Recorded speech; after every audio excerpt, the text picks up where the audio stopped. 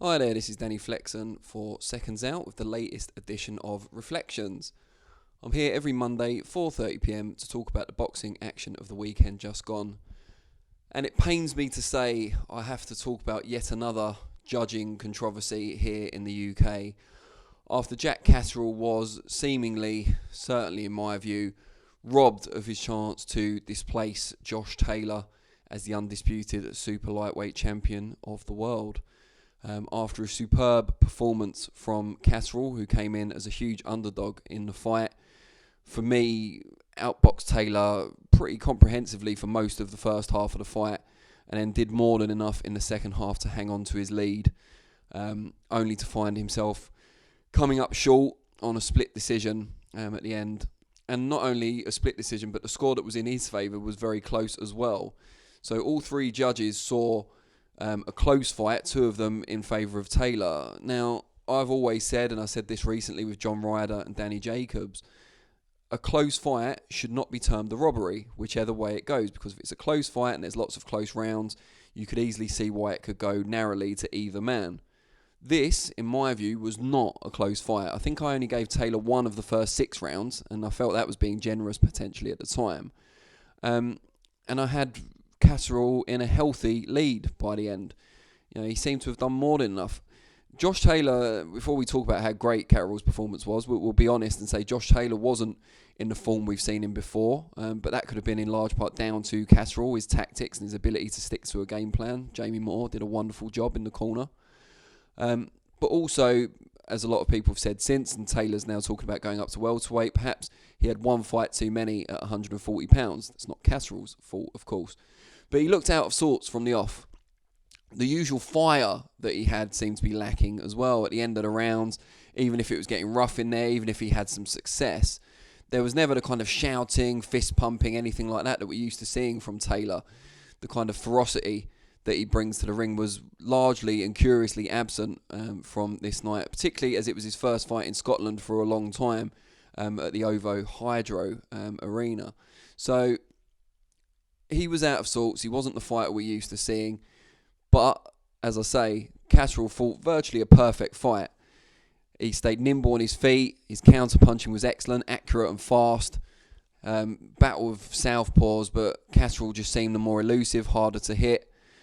Outworked and outboxed Taylor for large parts. And bear in mind, Taylor was an Olympian with around 200 amateur fights. So it's no mean achievement to outbox Josh Taylor, even an off-form one. Catterall then, in the second half of the fight, seemed to still land the cleaner, more telling shots, tied Taylor up when he had to. Both lost points. Catterall for holding, Taylor for landing a petulant shot to the body after the bell.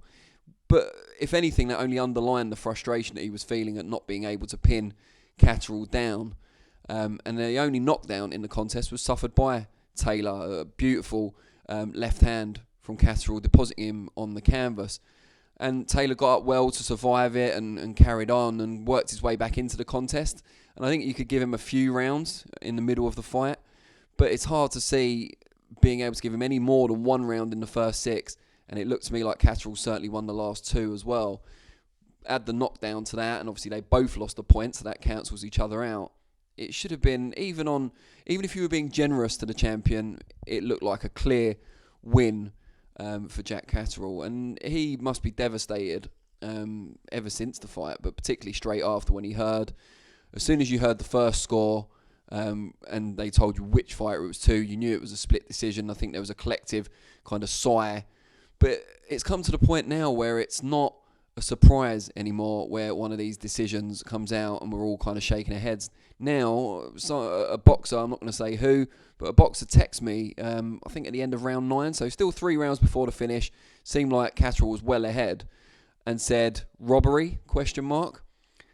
And I replied saying, "Nah." And that's all I said. I'm not a big talker on text, but the point is that I thought that it was so, his superiority in the fight was so pronounced that it would have been very difficult to justifiably even kind of lean towards Taylor. But I was wrong, and maybe I should have had that kind of world-weary nature of my friend who said what they said, because it's happening every other week at this point. Decisions where we're left kind of not so much scratching our head, but shaking it vigorously because we're so annoyed. not just annoyed by it happening and another young man's dreams have been crushed, or young ladies in some cases, but also that it happens on such a regular basis now. It's almost become inevitable. People are actually expecting it long before the final bell now.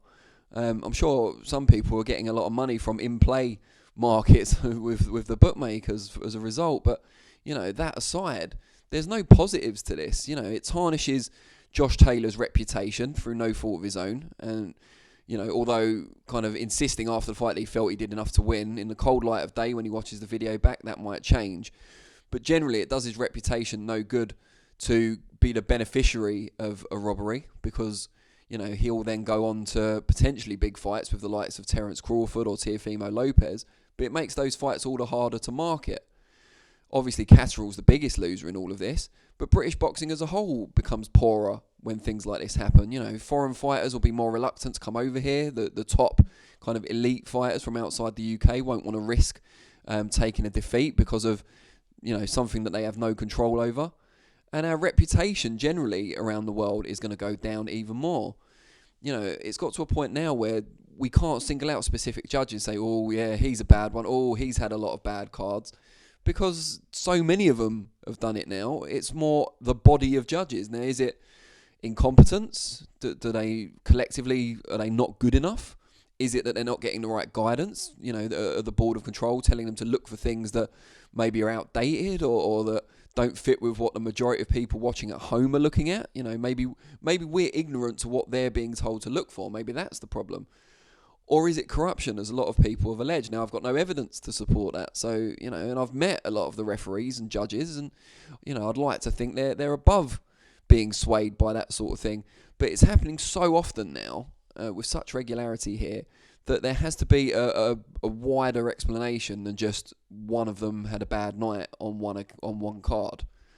The Board of Control issued a statement about an hour ago saying that they will be investigating the scoring, but no further details given. The board's statements are often very brief, so we'll wait and see what happens. But when previous issues like this have arisen with specific judges' cards rather than all three, they've generally been called before the board and asked to explain their scoring of the bout.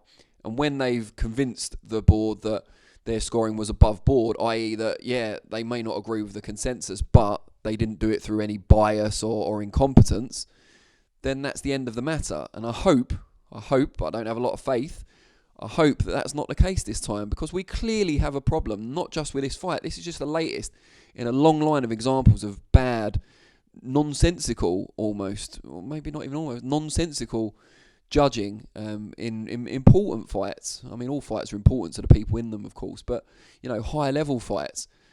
Something needs to change, whether it's, a new training system for judges, a new system of judging completely. A lot of people have suggested different ideas over the last couple of days since the fight happened. Or whether it's just specific judges having, being put on review if they do a number of cards that differ from their colleagues or from the consensus. And eventually the worst offenders get kind of drummed out of the sport. It's hard, but they have full-time jobs. It's not like we're cutting off their only source of income. But to protect our sport and its integrity, we need to make sure that the judging is A, above board, and B, all singing from the same hymn sheet, consistent. We want fighters to feel they get a fair shake. We don't want it to be, going over to England, the way we used to talk about going to Germany and Italy and how hard it is to get a decision. We don't want to be viewed as that by the rest of the world. And that's how it's becoming, especially if results like the one on Saturday night continue. That's what I think. I'd like to know what you guys think.